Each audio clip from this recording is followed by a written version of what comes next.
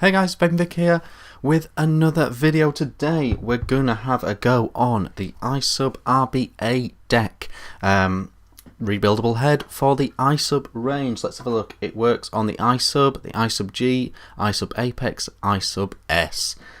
So pretty much any iSub you've got. If you want to have a go on the rebuildable base, then this is what you need, and this is how you do it. Why would you care? Well, there aren't any stainless steel heads for the iSub, so if you want to use stainless steel, you could use the RBA base. If you want higher resistance build, if you want to use your own Kanthal, your own cotton, you want to do it exactly how you want to do it, then using the rebuildable base is a really nice way to do it. It's also very cost effective. 2 or 3 coils built using this is the same price as 3 heads, so you make your money back after the 3rd head, if you get what I mean. So I don't want to mess about because it's going to be a little bit of a long build section, so we'll go straight down, we'll build it, we'll come back up and I'll tell you how I got on with it. See you in a sec. Okay guys, here we are up close with the iSub RBA base. It's got a list of all the compatible iSubs that you can use it with there as well. This is the sort of manual guide type thing. You don't need that though because you got me, but it does come in the packaging, which is good. You can see it all there. You get some organic cotton, which is nice. It's a nice touch. They didn't need to do that, but that's pretty cool. This is the coil winding tool. Also helps you with coil placement because it fits down the grooves. It's got sort of like a non-slip feel to it. It's quite rubberized, quite good.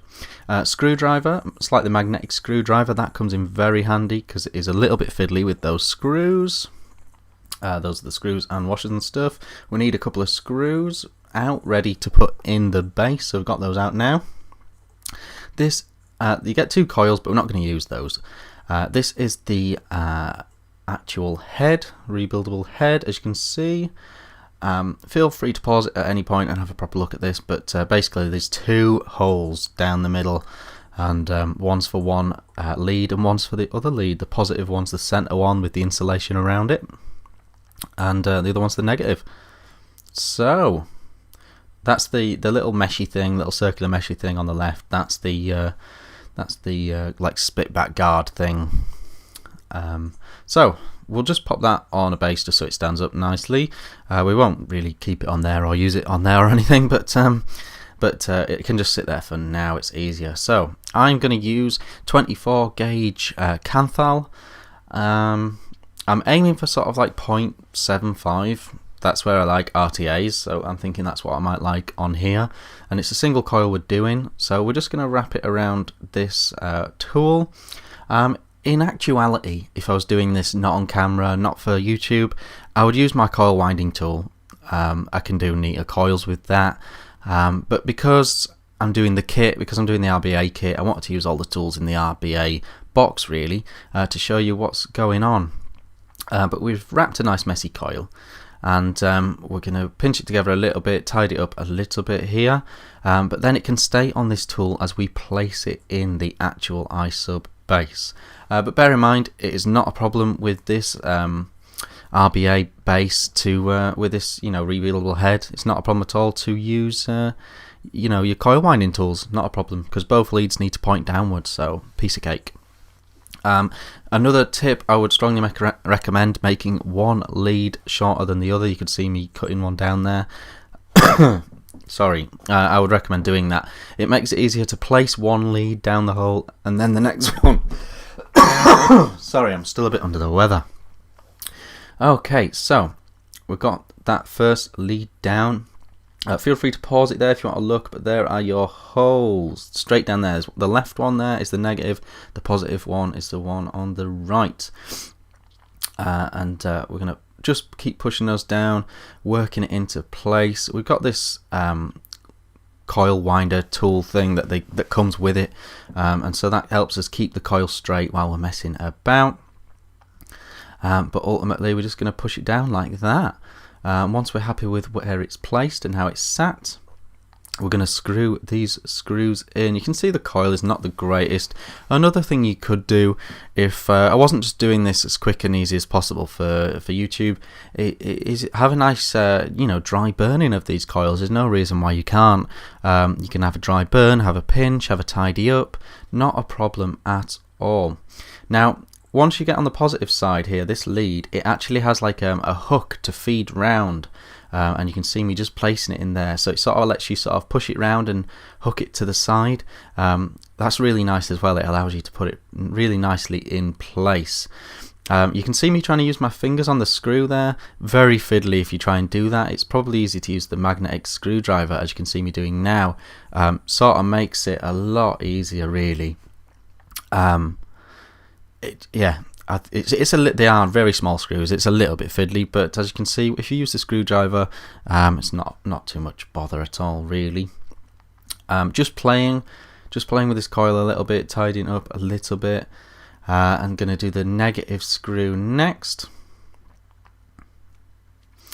and screw this in. You can see. So if you just place it into the magnetic screwdriver first, and then gently take it over to the screw hole, it's not actually that bad. One thing I would say about these screws is you really need to get them mega tight. Tight, screw. They're not going to snap your wires. They're really well made. Just screw them down insanely tight. Now this mesh top cap thing, the threading is really fine. It is really fiddly. You can see a little edit here, and that's simply because it took me a few goes to get that screw on.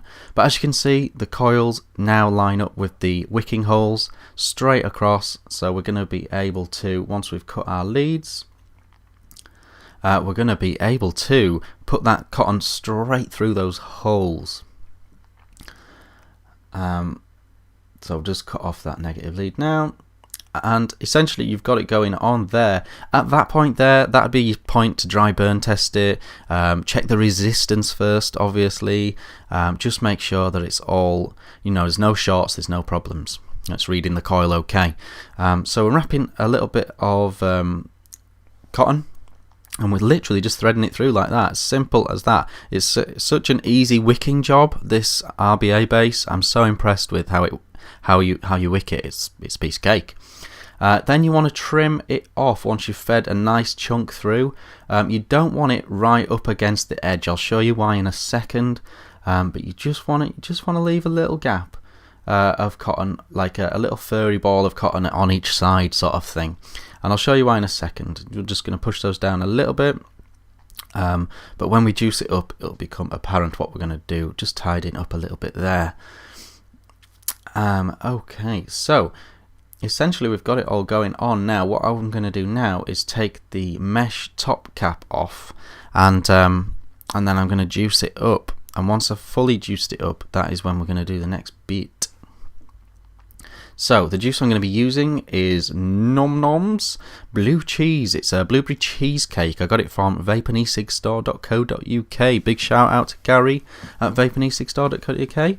But I'm taking off that cap, and I'm now going to juice this up. And it is absolutely delicious, this blue cheese. This blue cheese flavour Nom Nom's. Really, really good. Yeah.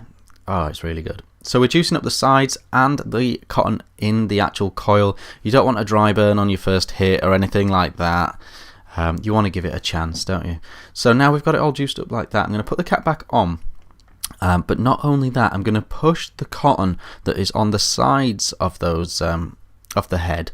I'm going to push those back in. I'm going to feed those back in to create the same effect that you get on, say, actual pre-built coil heads, where it's all the cotton around the wick hole is all really nice, tight and firm. So put that top cap back on. The threads are so fine, I can't actually do it on camera, guys, I'm sorry. But if you can see now, I'm just using the screwdriver to push this cotton, the loose cotton, back into the wick hole. You don't really want any dangling down the sides. It's not going to be a good look. It's not going to fit in neatly and stuff, and it's not going to wick as well.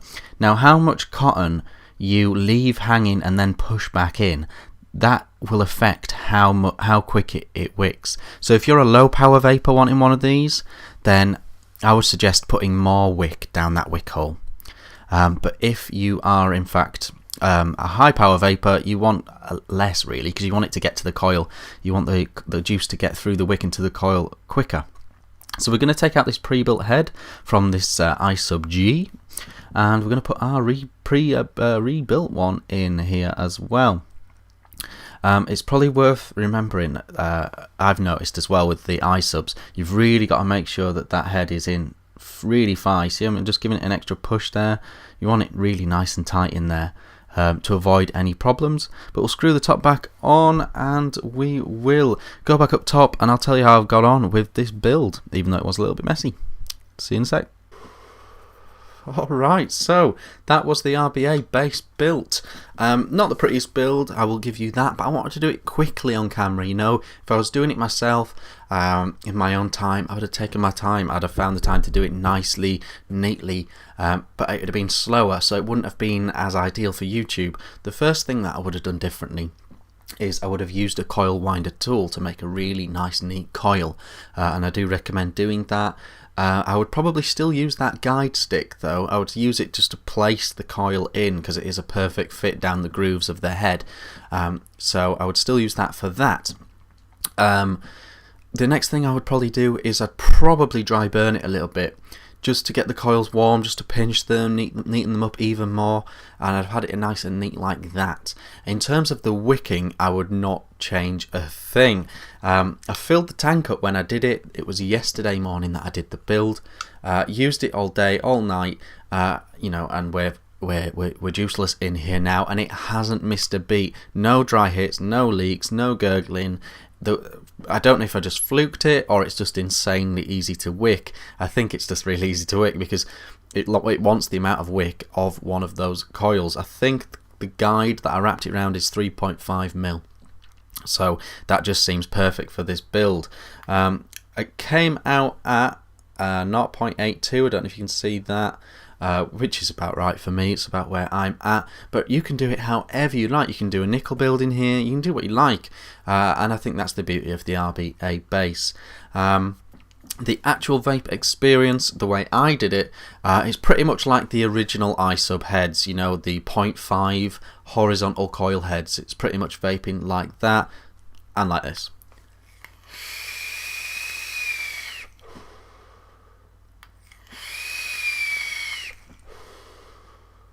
Sorry about the whistling.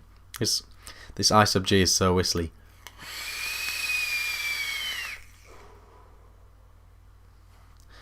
But just nice tasty cloud. You know, that's 34 watts, 0.82 ohms. It's great. It's great. I'm really pleased with it. The coil was messy, I accept that, but I want to do it nice and quickly on camera, you know, and it can be tricky doing it on camera. So yeah, I think it's a breeze. I think it's a super easy to use RBA base, really well thought out. Remember to screw those screws down as tight as possible to get an accurate reading. But other than that, you know, I think it's good. I like it. I enjoyed it. It's a really good RBA base, and that's how you do it.